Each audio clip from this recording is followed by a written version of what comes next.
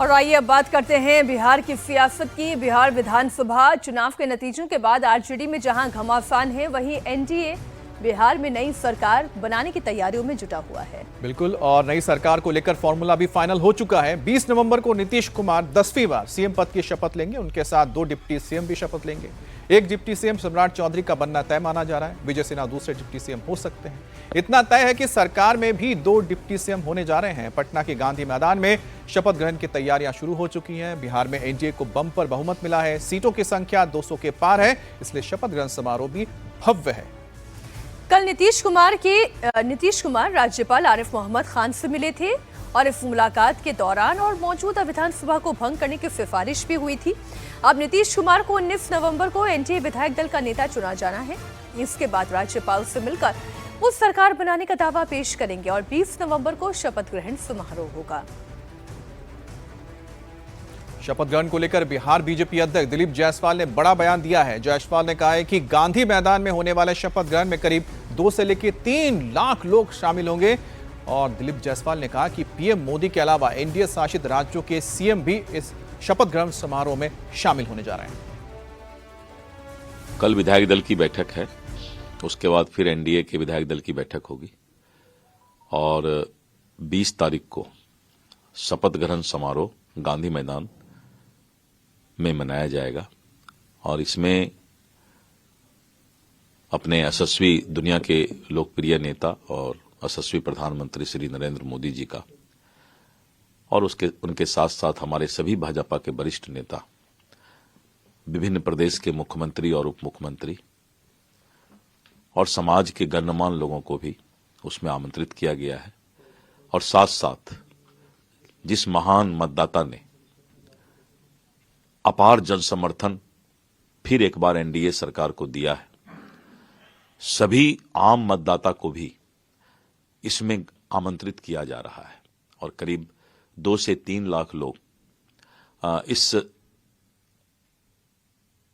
Oath शिरोमणि में, शपथ ग्रहण समारोह में उनकी उपस्थिति, ऐतिहासिक उपस्थिति दर्ज होगी। और नई सरकार का फॉर्मूला क्या होगा, यह लगभग साफ हो चुका है। बीजेपी और जेडीयू एक समान 101 सीट पर चुनाव लड़ी थी। कैबिनेट में दोनों के मंत्री भी एक समान होंगे। बीजेपी सबसे ज्यादा सीट पाने वाली और सबसे बड़ी पार्टी है, 89 सीट मिले हैं। उसके 15 मंत्री हो सकते हैं, जबकि 85 सीट के साथ जेडीयू दूसरे नंबर पर रही है तो उसके 14 मंत्री हो सकते हैं। अगर इसमें नीतीश को भी जोड़ लेते हैं तो कैबिनेट में जेडीयू और बीजेपी के मंत्रियों की संख्या बराबर हो जाएगी। कैबिनेट में चिराग पासवान की पार्टी एलजेपी को 3 पद मिल सकते हैं, जबकि जितिन राम मांझी और उपेंद्र कुशवाहा की पार्टी को एक विधायक मंत्री बनाया जाएगा। और किस पार्टी का कौन कौन व्यक्ति मंत्री बनेगा, अब इसे आखिरी रूप दिया जा रहा है। जेडीयू नेता ललन सिंह और संजय झा दिल्ली पहुंच चुके हैं, जहां वो बीजेपी नेताओं से मुलाकात करेंगे। व्यक्तिगत ये हम लोग जानते हैं कि 20 तारीख को शपथ ग्रहण होगा। प्राइम मिनिस्टर भी वहाँ जाएंगे। हम लोगों को भी जाने के लिए कहा गया है। कितने मंत्री बन रहे हैं उसका नाम तो आ ही रहा है कि 35-36 मंत्री बनेंगे। उसमें 15-16 जब भाजपा के होंगे, 14-15 होंगे इनका जेडीयू के, और 3 होंगे लोजपा के, और एक होंगे हिंदुस्तानी अवाम मोर्चा सेकुलर के और आलोचपा के। तो बोल रहे थे कि बहुमत मिलेगा, उसके बाद फिर महाराष्ट्र वाली स्थिति यहाँ होगी। तो क्या स्थिति है सब लोगों को मालूम है। लोग आशंका व्यक्त कर रहे थे, जनता को भड़का रहे थे कि महाराष्ट्र में जिस तरह से सीएम बदल दिया इन लोगों ने, यह होगा। लेकिन सब लोग देख ही रहे हैं कि नीतीश कुमार फिर से बिहार के मुख्यमंत्री बन रहे हैं। तो विपक्ष के लोग क्या कर रहे हैं, इससे क्या मतलब है? कोई मतलब नहीं। इस बीच एक बड़ी खबर आपको बता दें, गृह मंत्री अमित शाह से मिलने के लिए संजय झा पहुंचे हैं। जेडीयू कार्यकारी अध्यक्ष हैं संजय झा। बिहार मंत्रिमंडल पर चर्चा हो रही है। गृह मंत्री अमित शाह से मिलने के लिए पहुंचे हैं संजय झा। अब बिहार में नई सरकार के गठन के लिए तैयारियां भी जारी हैं। इस बीच विधायकों के लिए नया बंगला बनकर तैयार हो गया है। चुनाव में जीतकर आए एमएलए के लिए 44 एकड़ से ज्यादा के एरिया में 246 ड्यूप्लेक्स तैयार किए गए हैं। 3 BHK के हर बंगले के बाहर विधानसभा का नाम लिखा है। ये क्या कुछ खास है इसमें, विधायकों के लिए इसमें किस तरह की व्यवस्था की गई है, ये आपको दिखाते हैं हमारे सहयोगी नीतीश चंद्र ने एक रिपोर्ट भेजी। बिहार विधानसभा के लिए चुने गए नए विधायकों के लिए नया नया बंगला बनकर तैयार हो गया है। बिहार में विधानसभा सदस्यों की संख्या 243 है और उनमें से 181 विधायकों के लिए बिल्कुल नया बंगला बनकर तैयार हो गया है। इससे पहले 62 बंगले तैयार हो गए थे, लेकिन अधिकतर बंगले जो हैं ये अब तैयार हुए हैं। 181 ऐसे बंगले जो डुप्लेक्स हैं, और यहाँ पर देखिए लगातार आपको जो बिल्डिंग नज़र आ रही है, ये सभी जो नए चुने हुए विधायक हैं उनके लिए बनकर तैयार हो गया है।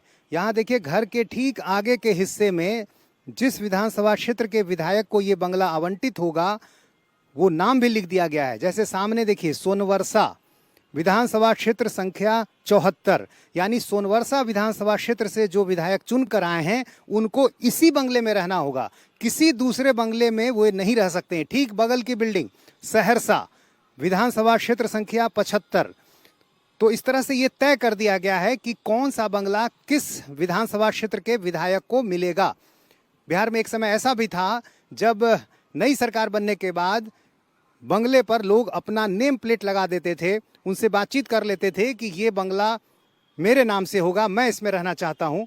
और यहाँ चारों तरफ हिस्से में देखिए 44 एकड़ में बना है और एक डुप्लेक्स जो है करीब 3700 स्क्वायर फीट का है। 3 BHK का ये बंगला, और इस बंगले में खूबसूरती का भी पूरा ध्यान रखा गया है। प्लांटेशन भी किया गया है, सीवरेज ट्रीटमेंट प्लांट भी यहाँ पर है, WTP भी है, सोलर लाइट की व्यवस्था है, तमाम वो चीज़ें यहाँ पर की गई हैं।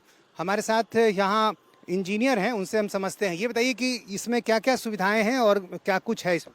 दरअसल हम ग्राउंड फ्लोर से स्टार्ट करते हैं, तो जैसे ही आप फर्स्ट में आप देख रहे हैं जहाँ कोटा लगा हुआ है वो अपना पार्किंग एरिया हो गया। पार्किंग एरिया से डबल डोर से आप अंदर घुसते हैं तो आप सबसे पहले राइट साइड में आपका आएगा ऑफिस रूम।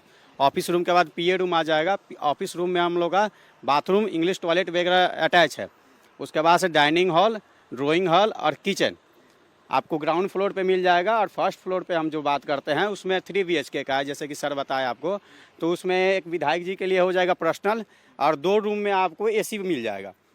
और उसी के ऊपर आते हैं, टॉप में आते हैं हम, तो टॉप में आपका सब स्टाफ रूम हो जाएगा। स्टाफ रूम 2 स्टाफ रूम दिया गया है, उसको गार्ड रूम भी आप एक बोल सकते हैं, और उसके साथ किचन, बाथरूम, ये सब अटैच है।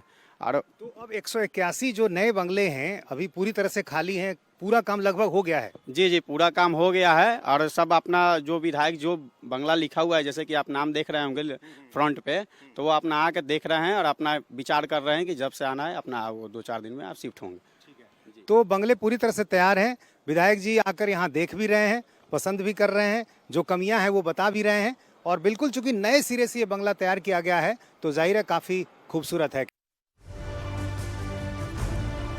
और इस वक्त की बड़ी खबर शिमला से आ रही है, जहां पर संजौली मस्जिद के विवाद ने तूल पकड़ लिया है। अब से थोड़ी देर बाद हिंदू संगठनों के कार्यकर्ता थाने के बाहर प्रदर्शन करने वाले हैं। देवभूमि संघर्ष समिति के 6 कार्यकर्ताओं पर मुकदमे के खिलाफ संजौली थाने के बाहर प्रदर्शन शुरू होने वाला है। शुक्रवार को यह मामला तब भड़क गया जब कुछ कार्यकर्ताओं ने नमाजियों को मस्जिद में जाने से रोक दिया था। दरअसल इस मस्जिद को म्युनिसिपल कॉर्पोरेशन कोर्ट ने अवैध बताया था और इसे गिराने का ऑर्डर भी दिया गया था, जिसके बाद यहां तोड़फोड़ की कार्रवाई भी शुरू हो गई थी। लेकिन मस्जिद कमेटी और वक्फ बोर्ड ने जिला अदालत में फैसले को चुनौती दी थी। अब जिला अदालत ने भी नगर निगम कोर्ट के आदेश पर मुहर लगा दी है, जिसके बाद हिंदू संगठन के कार्यकर्ता इस मस्जिद को पूरा गिराने की मांग कर रहे हैं। और हमारे साथ संवाददाता पुनीत परिंजा भी जुड़ गए हैं। पुनीत, फिलहाल क्या हालात हैं? क्या प्रशासन की ओर से कोई रास्ता निकाला जा रहा है जो ये गतिरोध पैदा हो गया है? देखिए, इस समय मैं संजौली थाना जो है उसके बाहर मौजूद हूँ। ये तस्वीर आप देखेंगे कि ये संजौली थाना है और यहाँ से करीब 500 से 600 मीटर दूर जो है वो संजौली मस्जिद है, जिसको लेकर पूरा विवाद है।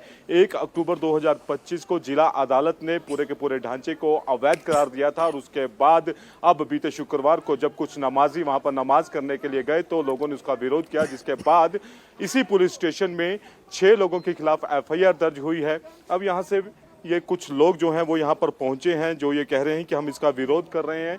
गिनती ज़्यादा नहीं है, 5 से 6 के करीब जो लोग हैं वो इस वक्त यहाँ पे आपको दिखाई दे रहे होंगे, जो यहाँ पर विरोध कर रहे हैं। और उनका ये कहना है कि जो FIR दर्ज की गई है वो गलत है, उसे निरस्त किया जाना चाहिए, और अगर FIR दर्ज जो है उसको निरस्त नहीं करते हैं तो वो अपने जो है यहाँ पर प्रदर्शन करेंगे। इस वक्त कुछ वो बोल रहे हैं, उनसे हम सुन लेते हैं कि क्या बातचीत जो है वो चल रही है। नमाज रोकने के लिए हमारी बहनें खड़ी थी। कुछ लोगों ने मीडिया के बंधु के जो कैमरे थे उनमें भी एक चेहरा कैद हुआ। बहुत बड़ा चेहरा है, बहुत धनाढ्य व्यक्ति है, इस्लामिक व्यक्ति है। क्यों पहुंचा वो वहां?